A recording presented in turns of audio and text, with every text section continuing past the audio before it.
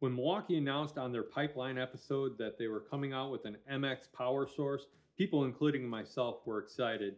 Then the day came when I purchased my power source. I didn't want to make a full review right away. I just wanted to see how well this worked for me over the next 6 months. Today, here is the ugly truth about the Milwaukee MX power source. I'm Phillip Bridges, and don't forget to like and subscribe to this channel before you're done with this video. Now, I'm going to go over some of the key features that you may want to look into if you are wanting to purchase an MX power source. One of the big things that I like about this is it's beefy. It has a nice cage to it. It weighs about 50 pounds and it's very stout. It's not going to tip over if you have it just sitting on the ground. It feels like a very well built system. It has nice little locks on the side for the batteries, so you can put padlocks on there so no one can take your MX batteries. But it has a spot for an onboard charger of an M18. You can hook that up and you can have that M18 battery charger right on the unit, so you don't always have to have a charger with you. It can, if you have an extra one laying around, you can have it mounted to the side of it, and then you can just have it plugged in and you can charge your M18 batteries off this. Now this has the overload protection on it. It's really nice overload protection. The light comes on and it'll beep at you if you overload the system, or if you have a faulty cord or anything like that. It seems like I had a charger that the charger wasn't working right, and every time I plugged it in, it would set off that overload protection. Basically had to throw the M18 charger out. Mine still has the automatic shutoff. I have one of the first units that came out. They recalled some. You could take it into a Milwaukee dealer and send it in and get the automatic shutoff after an hour. If it doesn't sense over 100 watts of power being used in an hour period, this will shut off automatically for power consumption. That was fine with me. I'm not using it for anything small like charging a phone or anything like that. Mainly use it for charging batteries. I have a big rapid charger battery pack that I use for charging all my M18 and M12 batteries. I occasionally run a couple fans off of the unit and stuff like that. Little power tools if need be. So disclaimer, this is all from my own experience and what I have come to deal with the MX power source unit in the last 6 months, what I've run into. So everybody's going to have their own experiences with this unit itself. So let's go over some of the things that you might really need to think about when you're getting this MX power source unit. So this has the one key feature on it, and with the one key feature, you're able to lock out this whole MX system. Each battery has the one key feature on it too, and also including the MX power source. So you can lock all this out individually. And that came to one thing when I first got the unit. I was messing around with the one key system, and you can get the app. If you don't have the one key system, I highly recommend looking into getting it if you have any of the Milwaukee tools. I was messing around with this system when I first got it, and I locked one of the batteries. And I wasn't thinking about it. And I went on the job site, hooked up this unit to my chargers and had a fan going one day. And about 30 minutes into it, the whole system shut down. I walk over and my top battery was the one that was unlocked. So I just went over to it and I hit the button and it said the battery was dead. I was like, are you kidding me? $2,100 for this system, and you're only getting about 30-40 minutes off of this for what I'm using it for. That's kind of crap. And so I went home, plugged in the system, charged it up again, went back the next day to work, hooked everything back up. 30-40 minutes goes by again, exact same thing. And by then I was livid. I was like, I'm returning this, forget this whole thing. And then as I'm putting it into the truck, I hit the other button on the battery and it said it still was charged. And I was like, how is that battery charged and the other one's drained? Well, maybe something's wrong with the system itself. And then I noticed on the little side of the battery that it had, where the one key lights up, it was red. well, that means that the system's locked. So I went to my phone, hit the unlock button on the battery. The other battery worked. That was my fault. Just something to be aware of when you have the one key system. That was my little story to tell you about it. So after that, everything worked out perfectly. I was happy again with the system.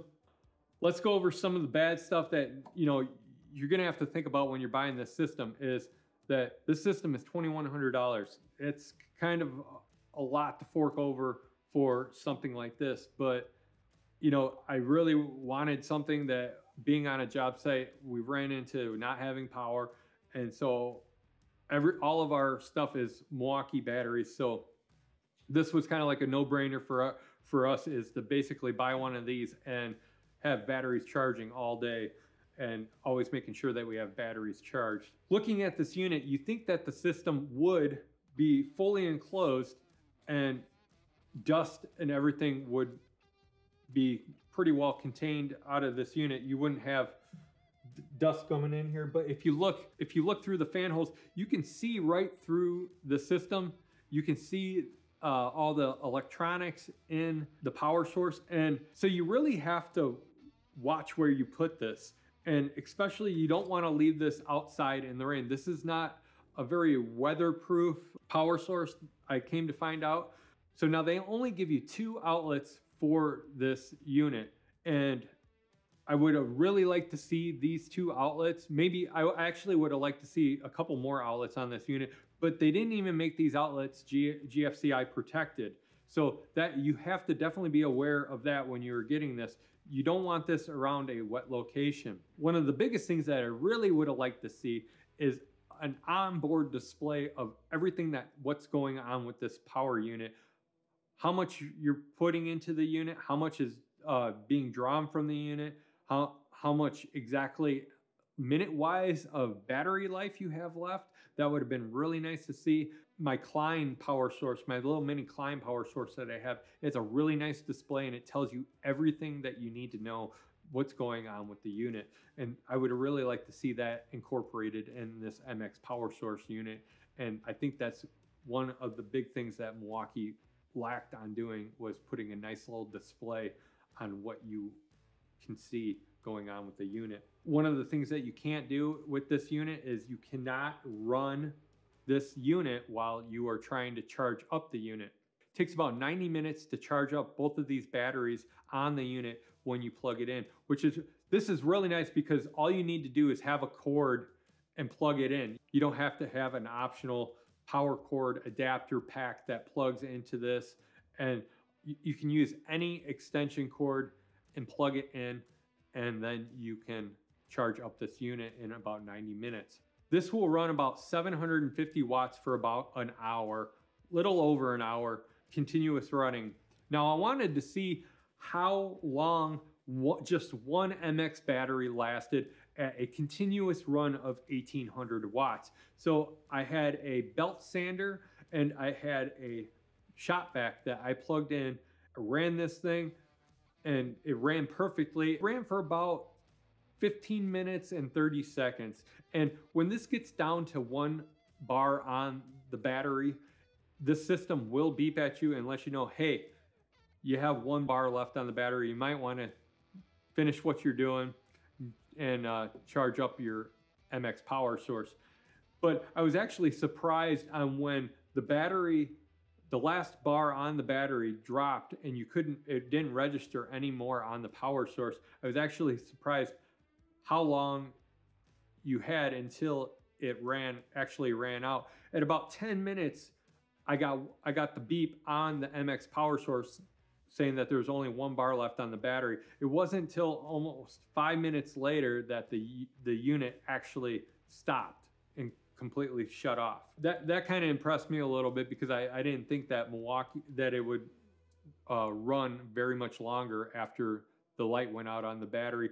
But I shouldn't say that I was actually impressed with it, because Milwaukee has been known to push their batteries all the way to the end and give you maximum power until there is no more power left in the battery. So that is a huge thing.